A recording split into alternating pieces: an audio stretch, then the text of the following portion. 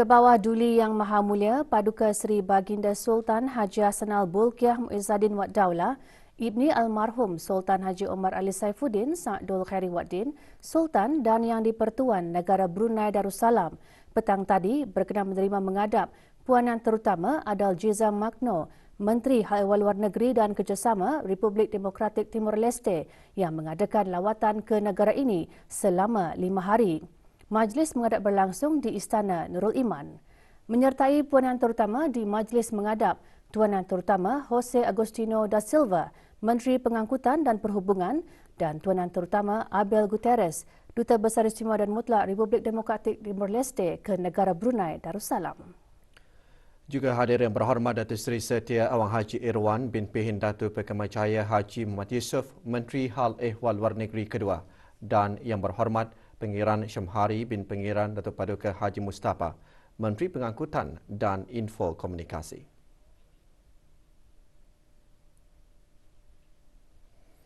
Semasa majlis menghadap ke bawah duli Yang Maha Mulia dan Puan Yang Terutama telah berbincang mengenai meningkatkan hubungan dua hala di antara negara Brunei Darussalam dan Republik Demokratik Timur Leste, termasuk kerjasama dalam bidang ekonomi, pengangkutan dan pendidikan serta pertukaran antara penduduk dan belia.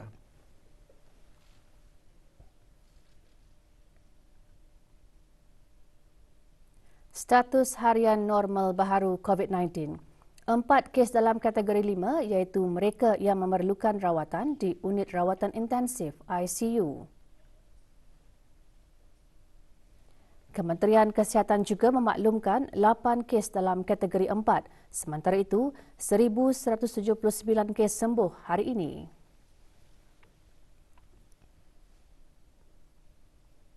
Jumlah keseluruhan pemberian 2 dos vaksin COVID-19 bagi kanak-kanak berumur 5 hingga 11 tahun ialah 76.1% dan liputan bagi rakyat dan penduduk negara ini yang mendapatkan 3 dos vaksin adalah 73.4%, manakala 3.3% bagi 4 dos vaksin.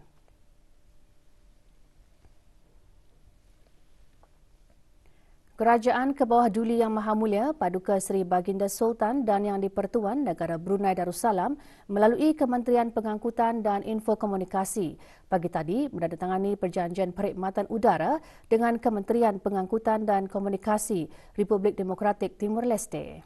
Penandatanganan perjanjian tersebut membuka jalan bagi peluang kesaling hubungan udara yang lebih berkembang serta membuka peluang-peluang kerjasama dalam industri penerbangan awam dan destinasi di antara negara Brunei Darussalam dengan Republik Demokratik Timur Leste. Majlis berlangsung di sebuah hotel di Kadong. Mewakili pihak kerajaan yang berhormat Pengiran Syamhari bin Pengiran Datuk Paduka Haji Mustafa, Menteri Pengangkutan dan Info Komunikasi. Manakala bagi pihak kerajaan Demokratik Timur Leste diwakili oleh Tuan Yang Terutama Jose Agostino da Silva, Menteri Pengangkutan dan Perhubungan. Juga hadir Puan Yang Terutama Adal Jiza Magno, Menteri Hal Ehwal Luar Negeri dan Kerjasama Republik Demokratik Timur Leste, dan Tuan Yang Terutama Abel Guterres, Duta Besar Istimewa dan Mutlak Republik Demokratik Timur Leste ke negara ini. Affairs and Cooperation to join the photo session.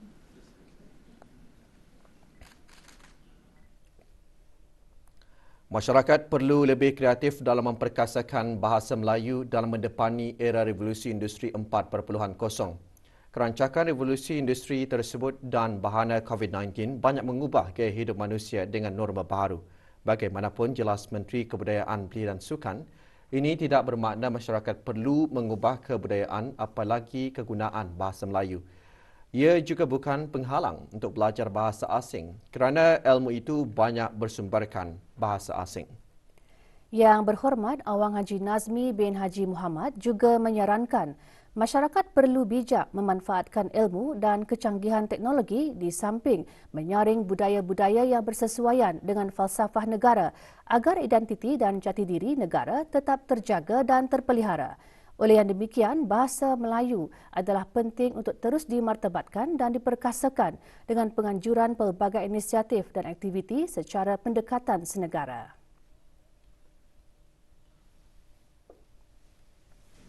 Pada masa yang sama, untuk terus memperkasakan bahasa Melayu, marilah kita bersama-sama melihat ke hadapan dengan mengukuhkan dasar yang telah dimantapkan dalam Perlembagaan Negeri Brunei 1959, surat-surat keliling, perundangan dan program pemerkasaan bahasa Melayu agar bahasa rasmi ini terus digunapakai dan diamalkan oleh seluruh lapisan rakyat dan penduduk di negara Brunei Darussalam agar ia kekal sebagai sebuah bahasa dunia yang berilmu tinggi.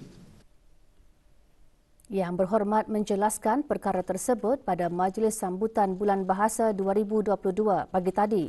Tema Bulan Bahasa 2022 masih mengekalkan tema pada tahun lepas, iaitu memperkasakan bahasa Melayu.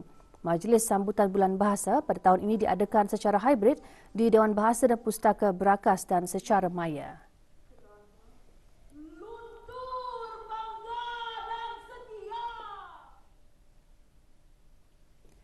Buku sumber yang dilancarkan oleh Jabatan Perkembangan Kurikulum dihasrat dapat memberi kefahaman mengenai persamaan sejarah serta budaya negara ini dan rantau Asia Tenggara. Ikuti bahan beritanya selepas ini.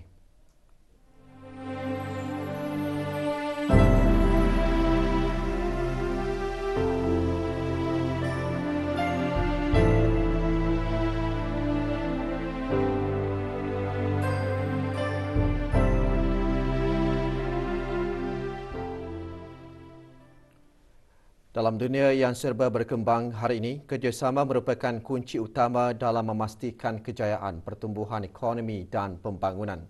Hanya dengan bekerjasama dan berganding bahu, peluang yang berpotensi akan dapat diterjemahkan kepada manfaat yang ketara dan memastikan hasil yang setara bagi semua yang terlibat. Justru Timbalan Menteri Kewangan dan Ekonomi berkata, sokongan berterusan Kesultanan Oman melalui kedutaannya di negara ini adalah sangat dihargai. Abang Haji Khairuddin bin Haji Abdul Hamid menjelaskan demikian semasa Forum Pelaburan Dialog Kerjasama Negara Brunei Darussalam dan Kesultanan Oman pagi tadi. Forum berlangsung di Universiti Brunei Darussalam. Teks ucapan tersebut dibacakan oleh Dr. Dayang Hajah Mei Faizah binti Haji Ahmad Arifin, Setiausaha Tetap Ekonomi di Kementerian Kewangan dan Ekonomi selaku wakil kepada Timbalan Menteri Kewangan dan Ekonomi. Terdahulu, Tuan Yang Terutama Sheikh Ahmad bin Hashil Al-Maskari, Duta Besar Istimewa dan Mutlak Kesultanan Oman ke negara ini, dalam ucapannya mengungsikan kedua-dua negara telah menandatangani perjanjian untuk menubuhkan dana pelaburan bernilai $100 juta Amerika pada tahun 2009 yang dikongsi oleh kedua-dua negara. Juga diadakan dua pembentangan oleh pengurus pelaburan Kepelbagaian Ekonomi pihak berkuasa pelaburan Oman dan pengurus Conquest Sendirian Berhad.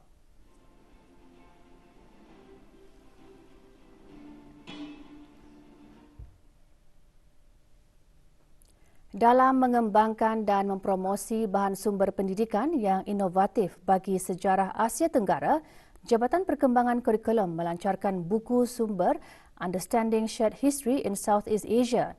Buku tersebut dihasrat dapat dimanfaatkan oleh guru-guru dalam memberi pendedahan, memupuk kesedaran dan kefahaman kepada pelajar mengenai persamaan sejarah serta budaya negara ini dan rantau Asia Tenggara. Majlis pelancaran berlangsung petang tadi di Tarindak di Seni di Ibu Negara. Pelancarannya disempurnakan oleh Awang Aliuddin bin Haji Abdul Rahman, Timbalan Setiausaha Tetap Pendidikan Teras Kementerian Pendidikan.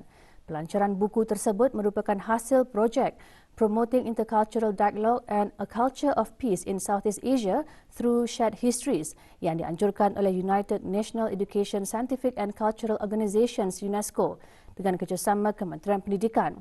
Majlis diteruskan dengan penyampaian sijil penghargaan, buku dan cenderahati kepada jawatan kuasa penghasilan buku sumber berkenaan. Buku sumber tersebut akan diagihkan ke semua sekolah menengah kerajaan dan swasta serta sekolah Arab. Ia juga boleh didapati di kedai buku Jabatan Perkembangan Kurikulum.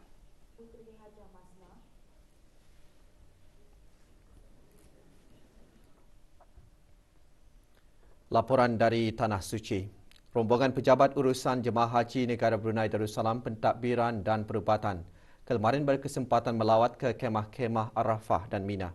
Lawatan bagi memastikan segala persiapan berjalan lancar sebelum para bakal haji berangkat ke Arafah. Azizi Ahmad membawakan laporannya. Rombongan mula-mula sekali meninjau ke Arafah. Mengetuai rombongan, Awang Haji Abdullah bin Haji Muhammad, pengarah urusan haji Kementerian Hal Ehwal Agama, selaku Ketua Pejabat Urusan Jemaah Haji Negara Brunei Darussalam Pentadbiran di Arab Saudi bagi musim haji 1443 Hijrah 2022 Masihi. Penyediaan surau bagi bakal jemaah haji menjadi tumpuan lawatan. Surau yang tersedia dengan 5 unit penghawa dingin serta penyejuk udara yang berkualiti tinggi semestinya akan memberikan keselesaan para bakal jemaah haji negara untuk membuat beberapa aktiviti di surau apabila berada di Arafah nanti. Juga menjadi tumpuan lawatan kemah-kemah yang menempatkan bakal jemaah haji negara.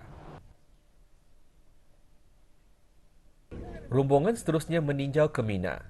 Kemah-kemah yang sudah tersedia lengkap dengan penghawa dingin dan tempat-tempat tidur dapat memuatkan 19 ke 20 orang jemaah dalam satu bilik. Juga akan tersedia klinik-klinik sementara para pegawai urusan jemaah haji negara Brunei Darussalam Perubatan.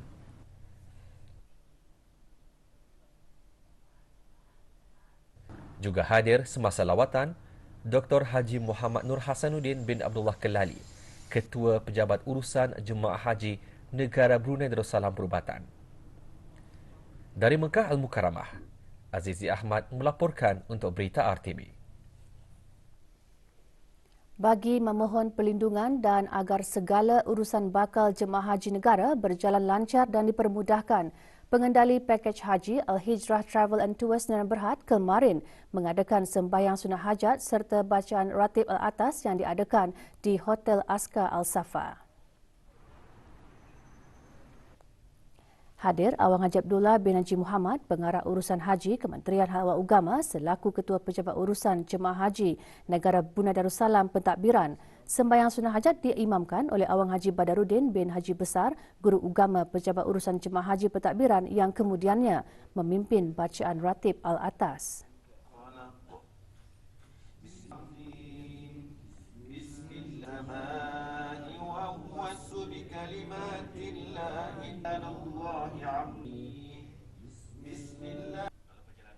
Terdahulu, para bakal haji diberikan ulang kaji manasik haji yang menumpukan pada perjalanan haji dan juga hukum hakam serta menjaga pantang larang ketika berihram di samping pengisian aktiviti jemaah ketika berada di Arafah. Juga diterangkan mengenai melontar jamrah di Mina pada hari-hari tasyrik.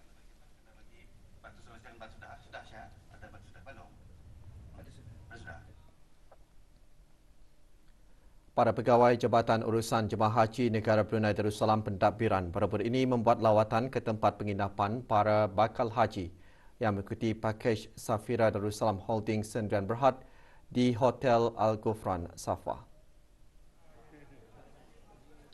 Mengetuai rombongan Haji Muhammad Hisham bin Awang Haji Maidin, penolong Ketua Pejabat Urusan Haji Negara Brunei Darussalam. Lawatan bertujuan untuk memastikan kesejahteraan para bakal haji negara sentiasa terjamin, lebih-lebih lagi ketika menuju hari kemuncak yang akan berlangsung dalam sedikit masa lagi.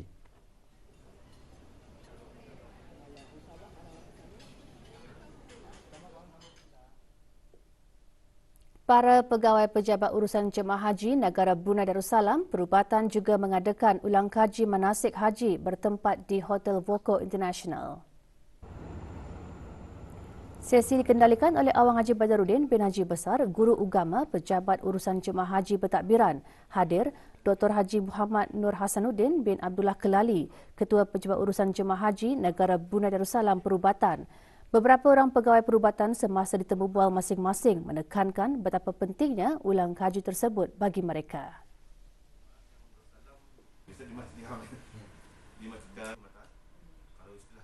Alhamdulillah, saya berasa gembira kerana diberi peluang untuk mengikuti kursus manasik haji walaupun bertugas di Tanah Suci, dan juga berterima kasih kepada Jabatan Pentadbiran Maktab kerana memberi peluang untuk mengikuti kursus-kursus dan juga sedikit sebanyak dapat memberi pandangan semasa pergerakan, semasa di Arafah dan juga semasa di Muzdalifah dan semasa berada di Mina. Ya, sedikit sebanyak memberi gambaran, memberi pengetahuan dan memberi bayangan bagi perjalanan haji tahun ini. Ianya amat penting bagi saya, di samping bertugas sebagai perubatan haji, di samping itu dapat juga mengerjakan haji. Bahagian hal ehwal Muslimah dengan kerjasama ahli jawatankuasa takmir masjid Rancangan Perumahan Negara RPN Kampung Ratai Darah Temburong menganjurkan pertandingan membaca Al-Quran beserta tadabbur bagi Muslimah masjid seluruh negara peringkat Darah Temburong bagi tahun 1443 Hijrah 2022 Masihi. Acara diadakan di masjid berkenaan. 4 kumpulan terdiri daripada Masjid Rancangan Perumahan Negara Kampung Ratai, Masjid Utama Muhammad Saleh Pekan Bangar, Masjid Pengiran Haji Abu Bakar Kampung Pokok dan Balai Ibadat Kampung Sibut menyertai pertandingan tersebut. Penyampaian hadiah disempurnakan oleh Dayang Nuraini Yanti binti Haji Husin, Ketua Bahagian Hal Ehwal Muslimah, Jabatan Hal Ehwal Masjid, Kementerian Hal Ehwal Agama. Johan disandang oleh kumpulan Masjid Rancangan Perumahan Negara Kampung Ratai bagi mewakili Darah Temburong di peringkat akhir nanti.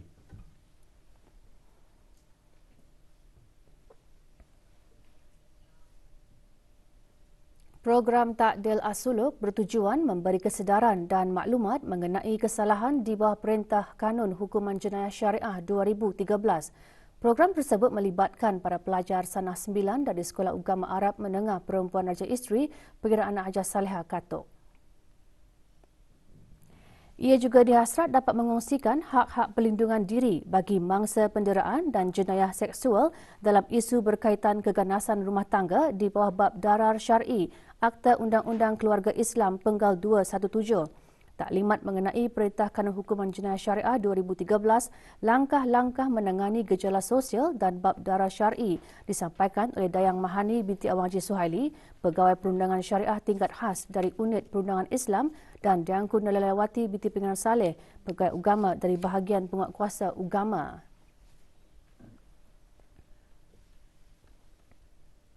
Sukan Piala Futsal Brunei 2022.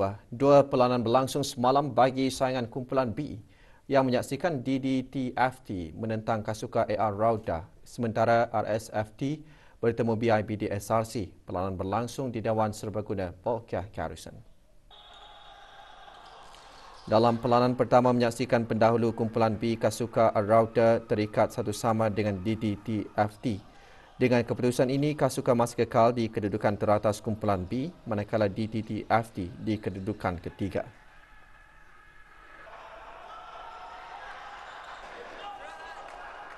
Sementara itu, dalam perlawanan kedua, RSFT juga terikat seri satu sama dengan BIBD SRC. Dengan keputusan tersebut, BIBD berada di kedudukan kedua dengan 4 mata dan RSFT di kedudukan keempat dengan 1 mata.